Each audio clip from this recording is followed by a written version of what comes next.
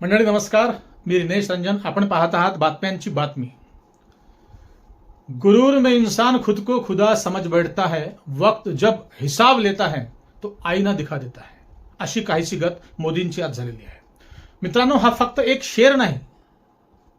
आज जंतर मंतरवर घडलेल्या घटनांकडे आज पाहिल्यानंतर अनेकांच्या मनात उमटलेला हा ज्वलंत प्रश्न आहे. लक्षात घ्या, मोदी निपुत्रिक आहेत, वांझोटे आहेत, म्हणून त्यांना देशातील लेकरांची दयामाया नाही असा आरोप लोकांचा होत आहे. 20 विद्यार्थ्यांनी नीट पेपर फुटीमुळे आत्महत्या केली, नॉट अ जोक. आणि मोदी मस्त हसत देश विदेशात फिरतायत. हे कशाचे प्रधान सेवक आहेत? परंतु आज देशातील तरुणांनी दाखवून दिलं की हा देश कुण्या एकट्याच्या बापाचा नाही, हा देश तुमचा आमचा सर्वांचा आहे. काही दिवसांपासून सतत सांगितलं जात होतं मंडळी, अभिजित दिपके आणि कॉकरोच जनता पार्टीची चेष्टा होत होती. पण आज हा दणका पाहून महाराष्ट्रातील काही भटुकडे पत्रकार, ते 2-3 आहे, आणि काही अंधभक्त, या अंधभक्तांची फौज आज दिवसभरात गायब आहे, बेपत्ता आहे. कुठेही अंधभक्त दिसत नाही कमेंट्समध्ये. कॉकरोच जनता पार्टी म्हणजे फक्त सोशल मीडियावरचा गाजावाजा आहे. अभिजित दिपकेचे फॉलोअर्स फक्त मोबाईलच्या स्क्रीनवर आहेत. मैदानात कोणीच येणार नाही अशा बिनबुडाच्या अफवा पसरवल्या गेल्या होत्या काही महिनाभरात. पण आज दिल्लीने वेगळंच चित्र पाहिलं मंडळी. देशाच्या कानाकोपऱ्यातून हजारो तरुण विद्यार्थी आणि नागरिक पण जंतर मंतरवर दाखल झाले. मिळेल त्या वाहनाने आले मंडळी. कुणी रेल्वेने, कुणी बसने, तर कुणी हजारो किलोमीटरचा प्रवास करून दिल्ली गाठली. इतकी उमस होती आज, इतकी गरमी होती दिल्लीमध्ये मंडळी. हे तरुण भाड्याने आणलेले नव्हते. हे कुण्या बेईमान राजकीय पक्षाचे, कुण्या नेत्याचे नव्हते.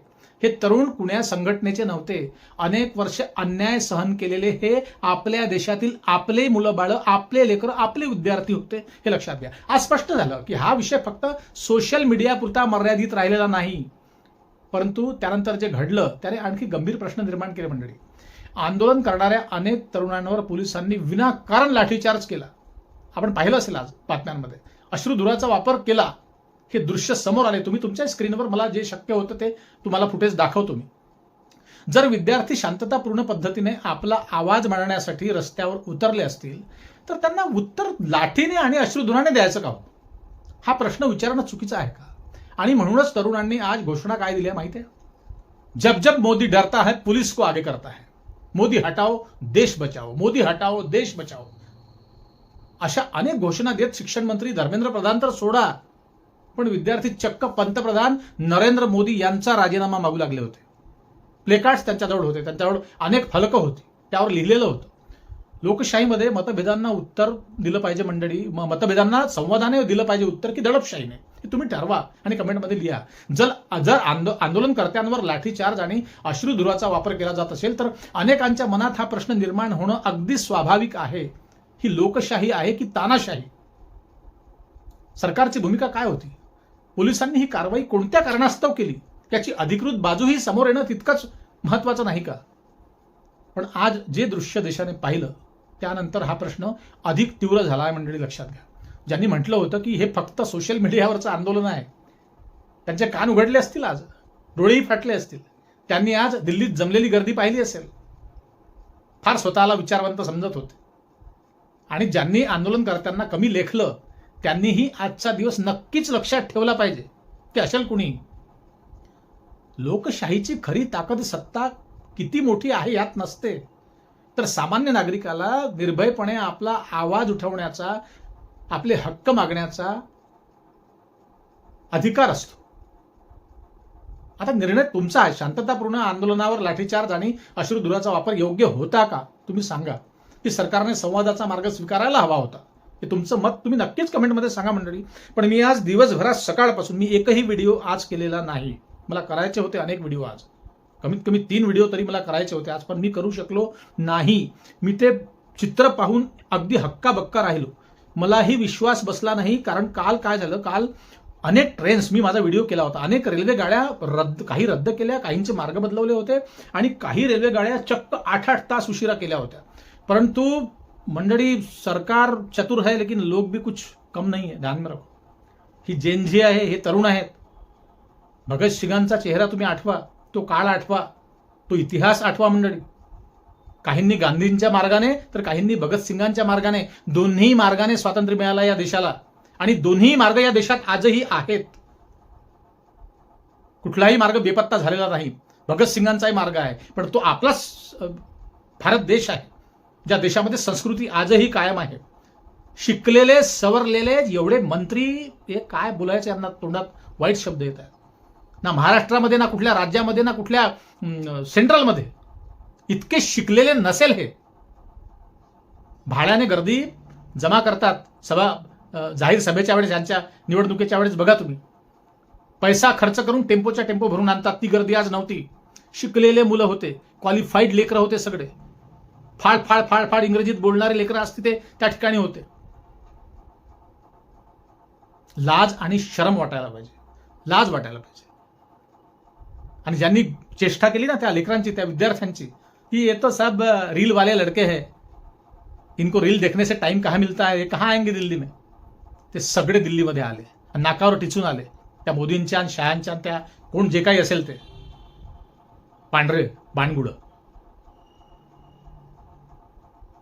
अरे तुम्ही कोणासाठी आहात? लोकांसाठी आहात, विद्यार्थ्यांसाठी आहात, महिलांसाठी आहात, कोणासाठी आहात तुम्ही? की तुम्ही स्वतःसाठी आहात? काय मागितलं त्या लेकरांनी, काय मागितलं त्या मुलांनी? 7 वर्षात 70 पेपर्स लीक झाले. 70, नॉट अ जोक. असे कसे लीक होतात? का झक मारायला ते बसलेला आहे तिकडे मंत्रिमंडळ, ते शिक्षण मंत्रालय. लाखो करोडो रुपये त्यांच्या सॅलऱ्यांवरती खर्च होतात. मंत्रालयातल्या लोक असतील किंवा शिक्षण मंडळातले, शिक्षण विभागात जेवढाही काही साठा असेल, फौजफाटा असेल, नोकरशाही असेल, त्यांच्यावरती लाखो करोडो रुपये खर्च होतात आणि ते आमच्या टॅक्समधून तो खर्च होतो. पेपर लीक मुळे 20 विद्यार्थी आत्महत्या करतात. अबे ज्याचं लेकरू गेलं आहे त्याला ते दुःख कळतं, तुम्हाला काय ते दुःख कळणार आहे? आणि त्या विद्यार्थ्यांवरती तुम्ही आज लाठीचार्ज केला. मी दिवसभर स्क्रीनच्या पुढे होतो आज मंडळी. मी एकूण एक बातमी मी हल्लो नाही. सकाळी 7:30 वाजतापासून 7 वाजता पहिला व्हिडिओ अजित अंजुमजीचा आला, त्यापूर्वी आले असतील, पण 7 वाजतापासून मी ठाण मांडून बसलो आहे स्क्रीन पुढे. आज एक व्हिडिओ नाही, एका पत्रकाराचा व्हिडिओ नाही, एका रिपोर्टरची रिपोर्टिंग नाही, मी अनेकांच्या रिपोर्टिंग्स पाहिल्या. आणि आज तो गोदी मीडिया, विकलेला मीडिया, तो भाळखाऊ मीडिया आज गायब होता, बेपत्ता होता. आज कुठेच नव्हते ते. आणि आले असते तर त्यांना पिटाळून लावलं असतं या विद्यार्थ्यांनी. त्यांना सगळं माहिती आहे, कोणतं थुतकाळ कुणाला विकल्या गेला आहे ते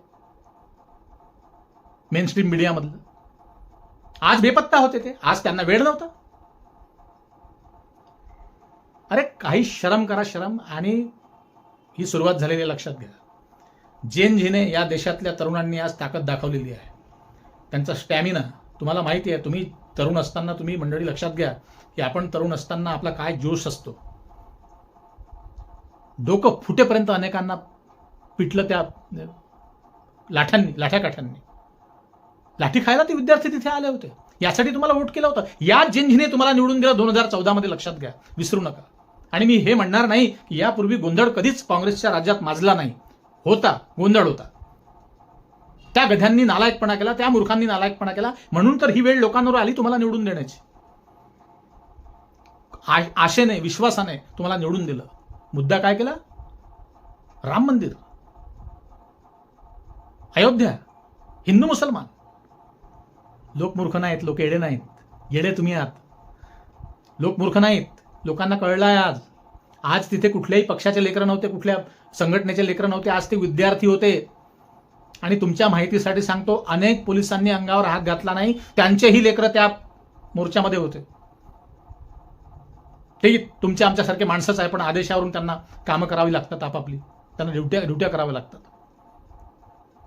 17-18 वर्षापासूनचे लेकरं तर 30 वर्षाच्या तरुणांपर्यंत सगळेच होते आणि त्यांचे अनेकांचे पालकही आले होते. हा देश आहे. ही तुम्ही नागरिकता लोकांना बहाल करता, ही तुम्ही सुखशांती देशामध्ये देता. लाखो करोडो रुपये, अरबो खरबो रुपये रोजचा टॅक्स गोळा होतो तुमच्या आमच्या सगळ्यांच्या खिशातून, खिशाला कात्री लावून. लाज आणि शरम वाटायला पाहिजे. आणि हा अहंकार बरा नव्हे. अहंकार रावणाचा देखील टिकला नाही, लक्षात घ्या. तुम्ही माणसं आहात, 2 पायाचे, 2 डोळ्याचे आणि 2 हाताचे, लक्षात घ्या. मंडळी तुम्हाला काय वाटतं कमेंटमध्ये नक्की लिहा. आज बोलण्यासारखं खूप काही आहे, पण वेळ जाईल, व्हिडिओ फार लांब होईल.